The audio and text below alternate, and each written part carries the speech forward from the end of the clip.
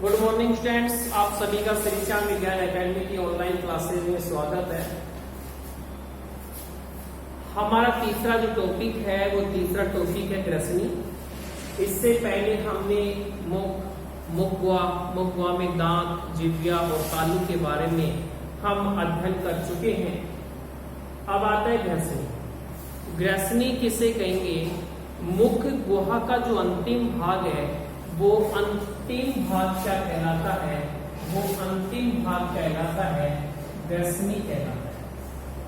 इस ग्रसनी के यूस्टेकियन नलिका के क्या पाए जाते हैं?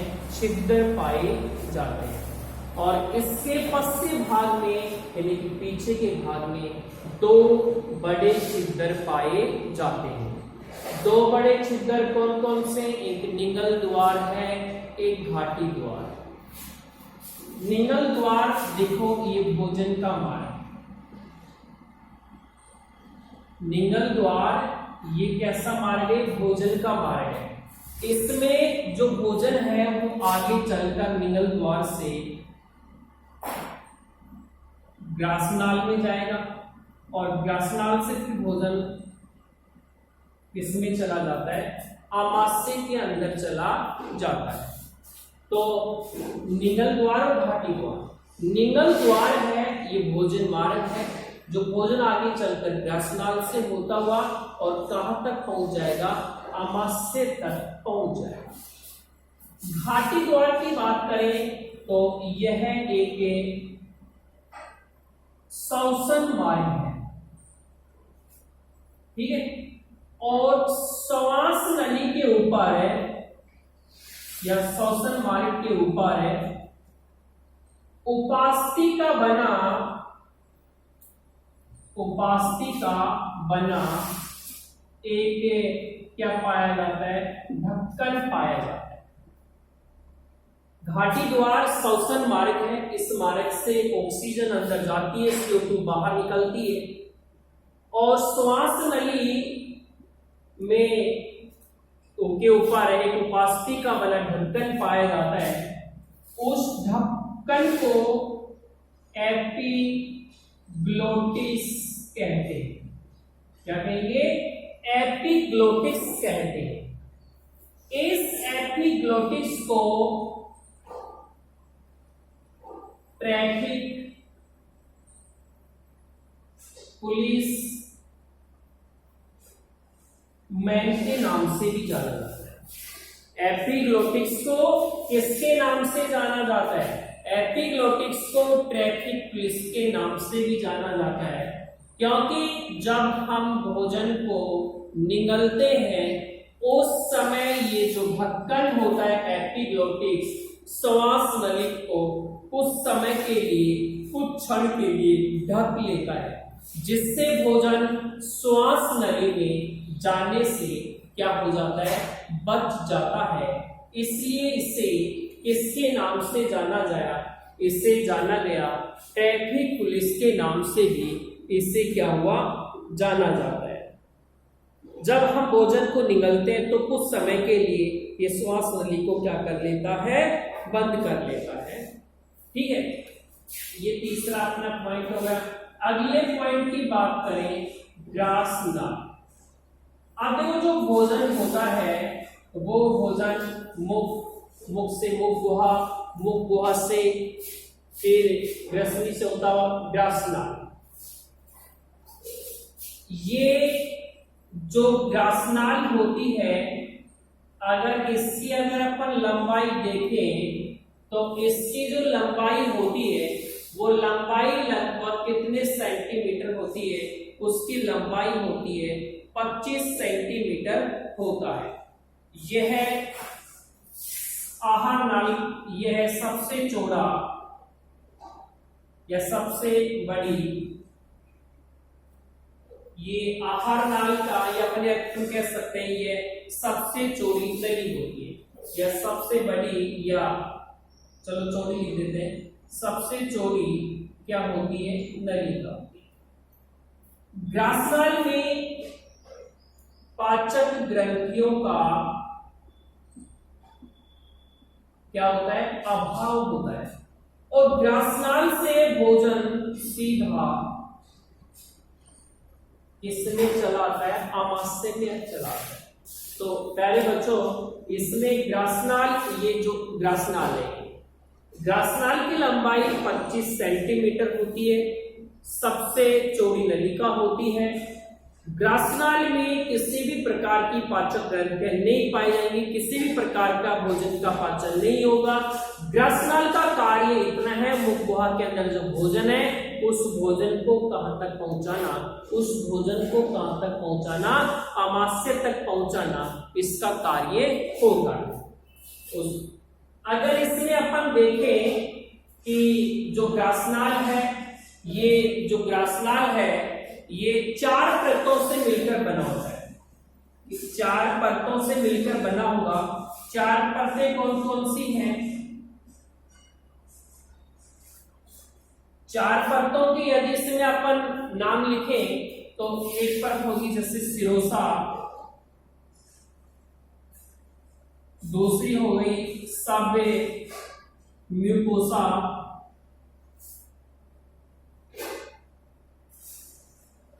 म्यूकोसा और चौथा इसमें अपन जो पॉइंट लिख सकते हैं वो क्या लिख देंगे? पेशीय स्तर। ये 4 होंगे। ग्रासनाल इन 4 स्तरों से मिलकर बना होता है। 4 स्तर कौन कौन से हो गए? सिरोसा, सबम्यूकोसा, म्यूकोसा और पेशीय स्तर। तो इनके बारे में हमें पढ़ने की आवश्यकता नहीं है।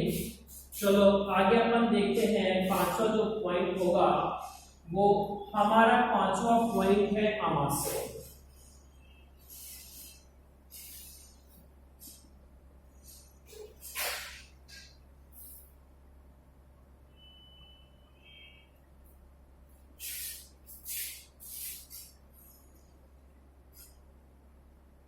आमाशय, अगर यदि अपन आमाशय की बात करें तो ये आहार नाल का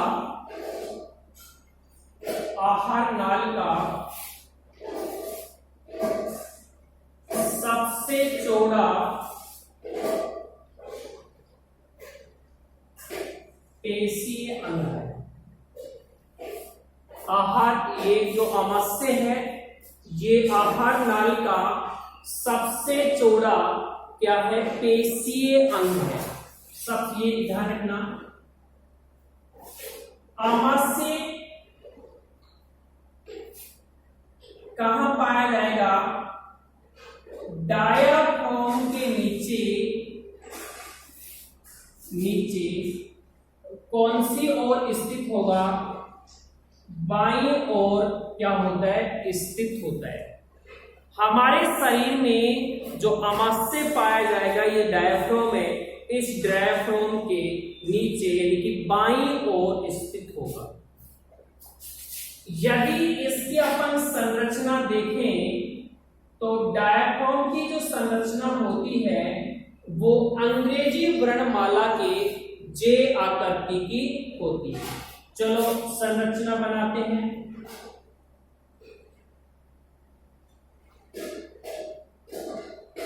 ये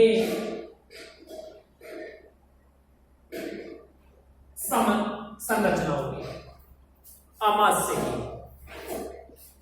इसका ये जो भाग है कार्डियक कहलाता है। ये जो भाग होता है ये फंडस कहलाता है और ये भाग होता है ये कहलाता है पायरोलिक भाग कहलाता है। ठीक है, तो आमाशय के 3 भाग होते हैं, कार्डिक भाग, फंडस भाग और पायरोलिक भाग। ये जो भाग होता है ये ऊपर से किससे जुड़ा होगा? ये ग्रासनाल से जुड़ा होता है। किससे जुड़ा होता है? ग्रासनाल से। तो ग्रासनाल और कार्डियक इन दोनों के बीच में जो मार्ग पाया जाएगा उस मार्ग को अपन क्या कहते हैं?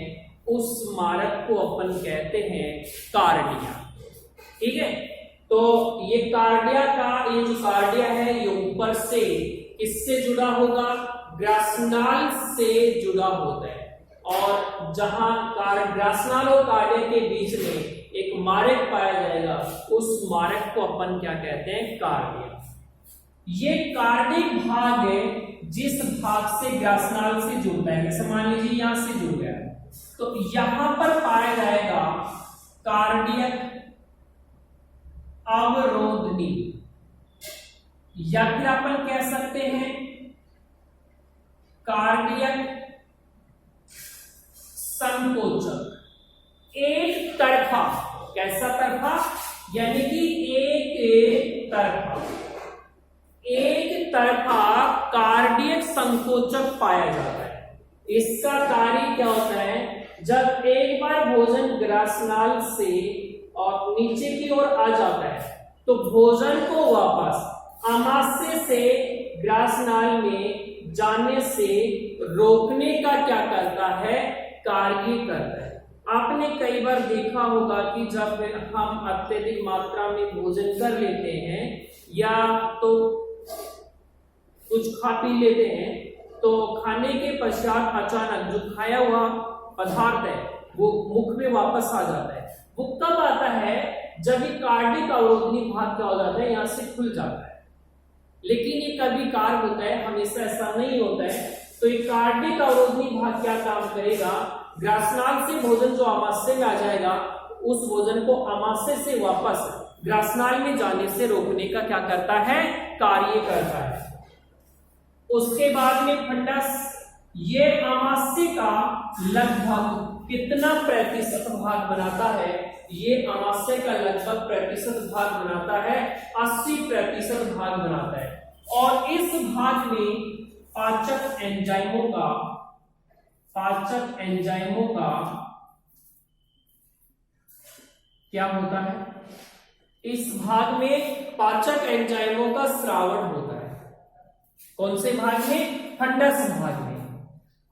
ये आमाशय का लगभग 80% भाग बनाएगा। इस भाग में पाचक एंजाइमों का स्रावण होता है, जो कि भोजन को पचाने का क्या करते हैं, कार्य करते हैं।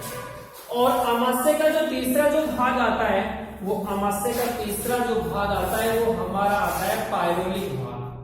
ये सबसे अंतिम भाग होता है इसका। और यहां से नीचे इसके जस्ट स्टार्ट हो जाएगा छोटी आंत का कौन सा भाग, ग्रहणी भाग स्टार्ट हो जाता है।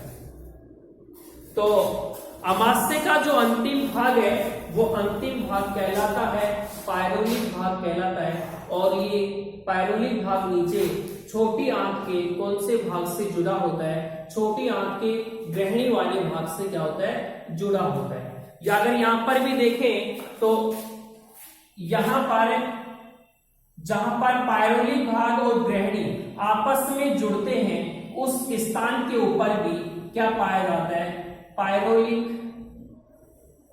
संकोचक पाया जाता है। और ये जो संकोचक है ये भी कैसा होगा, ये भी होगा एक तरफा होगा। यानी कि एक बार जो भोजन आमाशय से अगर ग्रहणी वाले भाग में चला जाता है तो वापस फिर क्या होगा, भोजन ग्रहणी से आमाशय में जाने से रोकने का क्या करता है, कार्य करता है। तो एक तरफा होगा, भोजन आमाशय से ग्रहणी में आ जाएगा लेकिन ग्रहणी से वापस आमाशय में नहीं जाएगा। और यहां पर एक छिद्र पाया जाएगा और उस छिद्र को पायरोलस कहते हैं। क्या कहेंगे, पायरोलस कहते हैं। तो ये हो गई आमाशय की संरचना। इसके बाद में आमाशय की औतिकी देखते हैं।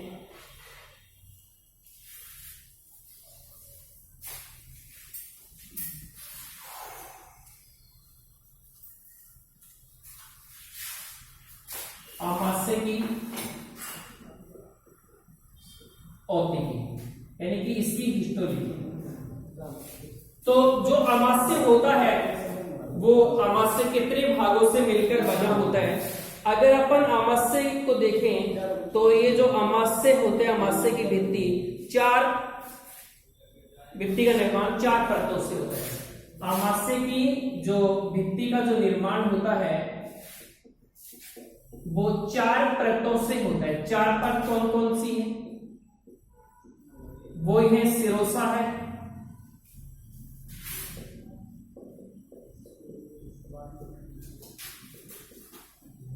नंबर 2 पेशीय स्तर। नंबर 3 सब श्लेष्मीय या म्यूकोसा की बात है। और चौथा पॉइंट हो गया श्लेष्मीय। तो आमाशय की जो भित्ति होगी वो कितनी परतों से मिलकर बनी होगी? आमाशय की भित्ति 4 परतों से मिलकर बनी होती है। और 4 इसमें कौन कौन से हो गए? सिरोसा हो गया, दूसरा जो पॉइंट हो गया पेशीय स्तर हो गया, सब श्लेष्मीय सब म्यूकोसा हो गया, और कौन सा हो गया? श्लेष्मीय हो गया। ये अगर इसमें अपन बात करें सबसे जो पहला जो पॉइंट होता है ये आमाशय का, अगर अपन सिरोसा की बात करें तो ये जो सिरोसा है ये आमाशय की सबसे बाहरी स्तर है, सबसे बाहरी स्तर। बस आपको इतना ही ध्यान रखना है, सिरोसा आमाशय का सबसे बाहरी स्तर।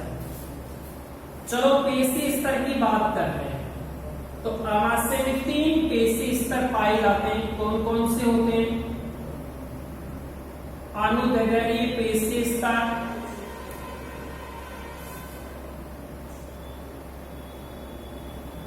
एक होता है इसमें अपना कौन सा? तिर्यक होता है, और एक होता है वर्तुल पेशियां, तिर्यक या तिरछी पेशियां, अपन ऐसे भी लिख सकते हैं। तो आमाशय में अगर पेशीय स्तर की बात करें तो आमाशय में 3 पेशीय स्तर पाए जाएंगे। 3 पेशीय स्तर कौन कौन से होंगे? अनुदैर्घ्य पेशियां होंगी, वर्तुल पेशियां होंगी, और तिर्यक या फिर तिरछी पेशियां होंगी। अगर ये बात करें, ये सबसे बाहरी पेशियां हैं, ये मध्य वाली पेशियां हैं, और ये कौन सी है? आंतरिक पेशियां हैं। बस इसमें आपको इतना ध्यान रखना है, अनुदैर्घ्य सबसे बाहरी पेशियां हैं, वर्तुल मध्य वाली है, और तिर्यक या तिरछी होती है वो सबसे आंतरिक होती है। तीसरा जो पॉइंट आता है वो हमारे पास आता है सब श्लेष्मीय स्तर। ये जो भाग होता है ये संयोजी ऊतक और पेशियों से मिलकर बना होता है। इस भाग में तंत्रिका तंतु है और क्या पाई जाती है? रक्त वाहिनियां पाई जाती हैं। क्या पाई जाएंगी? रक्त वाहिनियां पाई जाती हैं, और संयोजी ऊतक और इनका पेशियों से मिलकर बना होता है। तंत्रिका तंतु और रक्त वाहिनियां पाई जाती हैं।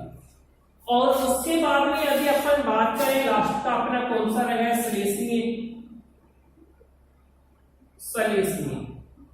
इस श्लेष्मीय भाग में 4 जठर ग्रंथियां पाई जाती हैं। कितनी जठर ग्रंथियां पाई जाती हैं? 4 कौन कौन सी होंगी? ग्रासनालीय जठर ग्रंथियां, दूसरा हो जाएगा कार्डियक जठर ग्रंथियां, अंडास जठर ग्रंथियां, और पायरोली के जठर ग्रंथियां। ये 4 प्रकार की हो गई। देखो इनमें से ग्रासनालीय,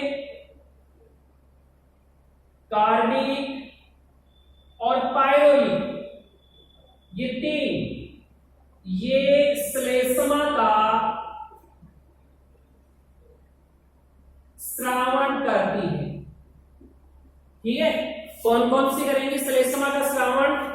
ग्रासनालीय जठर ग्रंथियां, कार्डिक जठर ग्रंथियां और पायरोली जठरग्रंथियां, ये बीच वाली होती है, बीच वाली ये पाचक एंजाइमों का क्या करती है, स्रावण करती है। कैसे एंजाइमों का स्रावण करती है, पाचक एंजाइमों का स्रावण करती है। देखें अपन इसमें अगर पाचक एंजाइमों का क्या करती है, स्रावण करती है। अब इसमें कुछ कोशिकाएं हैं, उनके बारे में अपन देखते हैं। तो ध्यान रखना, ग्रासनालीय, कार्डिक और पायरोलिक ये श्लेष्मा का स्रावण करेंगी, और ये फंडस जठरग्रंथि है, ये पाचक एंजाइमों का क्या करती है, स्रावण। इसमें अपन देखते हैं जैसे जाइमोजन कोशिका,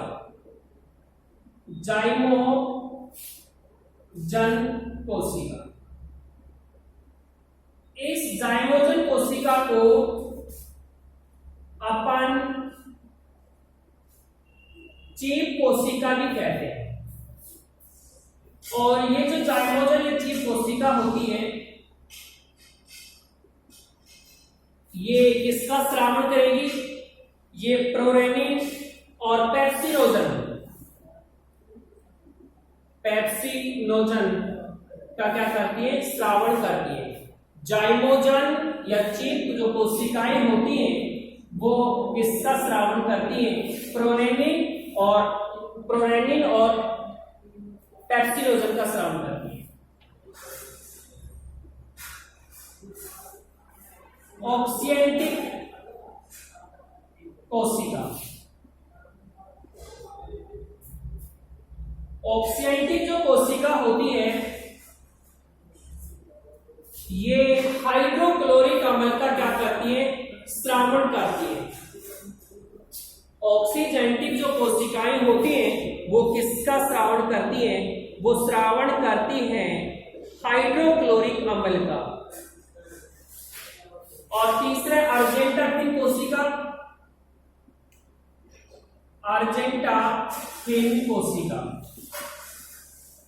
ये जो अर्जेंटाफिन कोशिका है ये स्रावण करती है सीरोटोनिन का